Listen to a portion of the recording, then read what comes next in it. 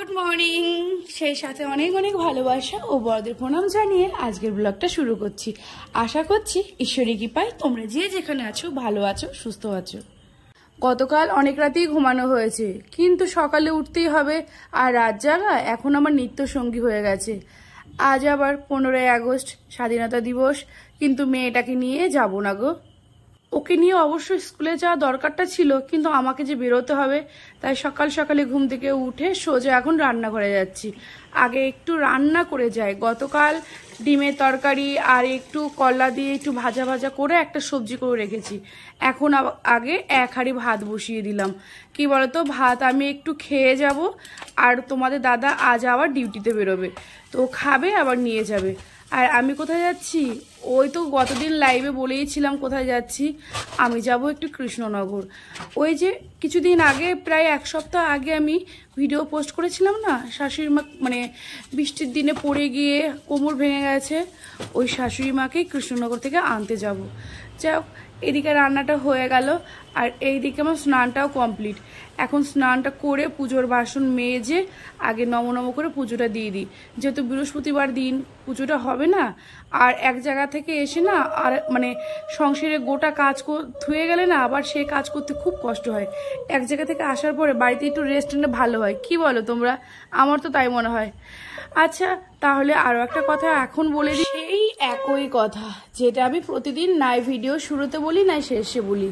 আচ্ছা, আমার ব্লগটা যদি ভালো লাগে তাহলে যারা ইউটিউব থেকে দেখছো তারা প্লিজ সাবস্ক্রাইব করে পাশে থেকো, আর যারা ফেসবুক থেকে দেখছো তারা একটু ফলো করো। আর এই দেখো, গাড়ি চলে এসেছে। এখন প্রায় 8:22 মতো বেজে গেছে। আমার আর সময় নেই, হুটো পাটা করে রেডি হয়ে এখন বেরিয়ে পড়লাম। আর খেতে পাইনি, খাওয়ার সময় একদম নেই। এখন বেরিয়ে গেছি, তখন আবার এই জেঠিমাটা ধরলো, গল্প করতে করতে আরও দেরি করে দিচ্ছে। যাই হোক, সময় মতো চলেও এসেছি, কারণ যেহেতু আমি গাড়িতে যাচ্ছি খুব একটা সমস্যা হবে না, কারণ দূরত্বটা বেশি হলেও গাড়ি তো আর কোথাও থামবে না। এবার গাড়িতে বসে পড়লাম। আমাদের 8টার সময় বাড়ি থেকে বেরোনোর কথা ছিল, সেখানে আমাদের মানে 8:35 মতো বেজে গেছে। এখন আমরা পার করছি শিমুরালী মডেল স্কুল, সেটা পার করছি। এখানেও দেখলাম বেশ ভালো অনুষ্ঠান করছে, দুটো স্কুল পাশাপাশি, তো খুব ভালো অনুষ্ঠানই হয়। আর স্কুলটাও শুনেছি খুব ভালো। আমার মেয়ে তো এখানে ভর্তি করিনি, আমার মেয়ে তো মদনপুরে পড়ে, তোমরা তো জানোই সেটা। আর এই দেখো, বলতে বলতে হাই রোড ধরে চলে এসেছি। আর এটা হচ্ছে মনোরমা, ওই চাকদায় মনোরমার সব থেকে বড় ল্যাব। এখন যে কি জ্বালাবো, শুধু সময়ের অভাব, সময়ের অভাব। কতদিন থেকে তো সমানে বলছি, সময়ের অভাবে খাওয়া স্নান করা সবই উঠে যাচ্ছে। আর এই দেখো, এখন গালে হাত দিয়ে বসা ছাড়া কিছু করার নেই। অনেকক্ষণ ফোন কেটেছি, একটু লাইভ করেছি, কিন্তু এখন তো আর ভালো লাগছে না। যাই হোক, শেষমেশ পৌঁছে গেছি। বেশি দূর না, বললাম না, নিজেদের গাড়িতে আসলে খুব একটা অসুবিধা হয় না। এই তো কৃষ্ণনগরে ঢুকে পড়েছি। এখনই আমরা কৃষ্ণনগর স্টেশন পার করব। এখান থেকে তো আমি প্রতিনিয়ত বাবাড়ি যেতে গেলে টোটো ধরি, আমার কাছে সবই চেনা। কৃষ্ণনগর আমার কাছে নতুন কিছু না, তবু অনেক জায়গায় চিনি না, বলছি তাই। জায়গায় জায়গায় সব জায়গায় পতাকা তোলা হয়েছে, বেশ সুন্দর সুন্দর দেশাত্মবোধক গান শুনতে শুনতে এগিয়ে যাচ্ছি। আর এই স্ট্যাচুটা দেখে তোমরা অবশ্য বুঝেই গেছো এই জায়গাটা কোথায়, এর জন্য এই স্ট্যাচুটা তোলা হয়েছে। এইখানেই আমাদের আবার পুলিশ ধরলো। আমাদের আবার একটু সিট বেল্ট পরা ছিল না, বাস প্রবলেম হলো, দিল ফাইন করে। তারপরে একটু এগিয়েই আবার গাড়িটা নষ্ট হলো। এই দেখো, গাড়িটা সারাই করলো। সারাই টারাই করার পরে প্রায় 15 মিনিট ওখানে অপেক্ষা করেছিলাম। তারপরে এই যে ল্যাবে চলে এসেছি। ল্যাবে চলে এসে দেখি মাকে ডাক্তার দেখানো হয়ে গেছে। আর এখন আমরা ওষুধপত্র নিয়ে, মামা শ্বশুর এসেছে আর সমীর, আমরা এই কজন এখন হচ্ছে ওষুধপত্র নিয়ে ঠিকঠাক করে বুঝে নিলাম। এখান থেকেই ওষুধটা নিয়েছি। এখানেও ঠিকঠাক করে ক্যামেরা করিনি, কারণ আমি একটু টেনশন এবং লজ্জা দুটোই ছিল, ভয় পাচ্ছিলাম যদি ক্যামেরা অ্যালাউ না করে। আর এই দিকে শাশুড়ি মাকে গাড়িতে তুলে দিয়েছি। গাড়িতে চলতে শুরু করেছে, আর ভালো হয়েছে বুঝলে। এই কারণে আর মেয়েটা আসতে চেয়েছিল, আসেনি, খুব ভালো হয়েছে। একটা সিটে একটা বালিশ দিয়ে ওনাকে শুইয়ে দিয়েছি। চলো এবার যেতে যেতে যাই। আর কি বাবা, চারিদিকে একটু বৃষ্টি বৃষ্টি হয়েছে, কি প্যাচে প্যাচে গরম, এত গরম না, গাড়ি থামলে আর থাকা যাচ্ছে না। ওদিকে আবার ঠাকুরপুর খিদে পেয়েছে। ও শান্তিপুরে গিয়ে একটা জায়গায় একটু দাঁড়িয়ে একটা হোটেল দেখলাম, ওখান থেকে এখন হচ্ছে দেখি খাওয়া দাওয়ার জন্য এগিয়ে যাচ্ছি। আমিও যাচ্ছি।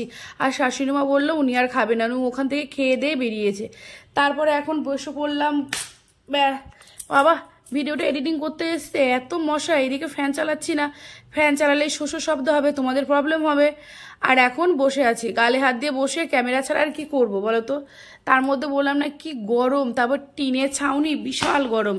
কখন ভাই অর্ডার দিয়েছে ভাত, এখনো দেওয়ার কোনো নাম নেই। আমরা সবাই বসে আছি, কিন্তু বসতে বসতে বোরিং হয়ে গেলাম। তারপরে সমীর ভাই বলল চলো উঠে যায়, অন্য জায়গায় যায়। তারপরে হেলে দুলে নড়ে নড়ে এই চলে আসলো। আর আমরা কি নিয়েছিলাম, আমরা সবজি ভাত নিয়েছিলাম। আমরা কেউ মানে বাইরে গেলে মাছ মাংস খাই না, আমাদের পছন্দ না। হোটেলের যা রান্না বাড়া খেতে হয়, মানে পেটে তো কটা দিতে হবে, তাই দিয়েছি। তাই মাছ মাংস খাইনি, নিরামিষ থালি খেয়েছি। আর আমি তো একদম পছন্দই করি না, বিশেষ করে মাছ মাংস হোটেলের। আর এই দেখো ওদের এখন হয়নি, আমার হয়ে গেছে। মা একা একা আছে, বেরিয়ে এসেছি। বেরিয়ে এসে এখন মার কাছে বসলাম। ও মা আবার দেখেছো একটা জলের বোতল নিতে বলেছিল, একদম ভুলে গেছি গো। এবার গাড়ি চলতে শুরু করলো, একটা জায়গা দেখে দাঁড়িয়ে একটা জলের বোতল নিয়ে নেব। আর কি ভালো লাগে না বলো এই বাইরের সিনগুলো দেখতে? আমার তো ভিডিওতে বাইরের সিন, প্রাকৃতিক দৃশ্য এইসব অ্যাড করতে খুব ভালো লাগে। আরে আমিও জানি গো আউটডোরের সিনগুলো সত্যিই খুব ভালো লাগে, কিন্তু ওই যে হয় না সব সময়। আর এই দেখো অনেকটা জার্নিং করে জ্যামে ঠ্যামে পড়ে গরমে মানে ঘেমে ঠেমে কি তাড়াতাড়ি ভয়েস দিচ্ছি রে বাবা। আর এইদিকে আমরা চলে আসলাম শিমুরালি স্টেশন। এই আমাদের শিমুরালি স্টেশন পার করলাম। এখান থেকে আমাদের বাড়ি বেশি সময় লাগবে না, যদি সামনে গিয়ে জ্যামে না পড়ি তাহলে 5 মিনিটেই পৌঁছে যাব। তারপর ঠিক সেই মতোই 5 মিনিটেই পৌঁছে গেছি। 5 মিনিটে পৌঁছে গিয়ে শাশুড়ির মা এতদিন ছিল না বাড়ি, তালা দেওয়া ছিল ওনার ঘর উনি তালা দিয়ে রাখে। ব্যাস সেই ঘরেই দেখো পরিষ্কার করছি যা মিলে। কি নোংরা, প্রায় 2 মাস নেই। এখন 3:30 মতো বাজে, প্রায় 2টোর দিকে শুরু করেছিলাম ঘর পরিষ্কার করা। এই তো এইমাত্র কাছাকাছি করে স্নান টান হলো। সমস্যাটা কি বলো তো, আসলে ওপর নিচ তো, আমি ওপরে বাস করি আর ওরা নিচে, শাশুড়ি মাও নিচে। তো এটাই সমস্যা, উপর নিচ করে দেখি কতটা পরিষেবা দিতে পারি ততটাই চেষ্টা করব গো। যতই কাজ থাকুক যা থাকুক, যেটা আমার কর্তব্য সেটা আমি করবই, চেষ্টাও করব। তাহলে তোমাদের নিশ্চয়ই খাওয়া দাওয়া হয়ে গেছে, আমার এখনও বাকি আছে অনেক কিছু। আমার ঘরে রান্নাঘরটাও কি এঁটো হয়ে পড়ে আছে। তাহলে আজকে আর ব্লগটা লং করছি না, এখনকার মতো এখানেই শেষ করছি। আবার দেখা হচ্ছে আগামী দিন। ভালো থেকো, সুস্থ থেকো সকলে।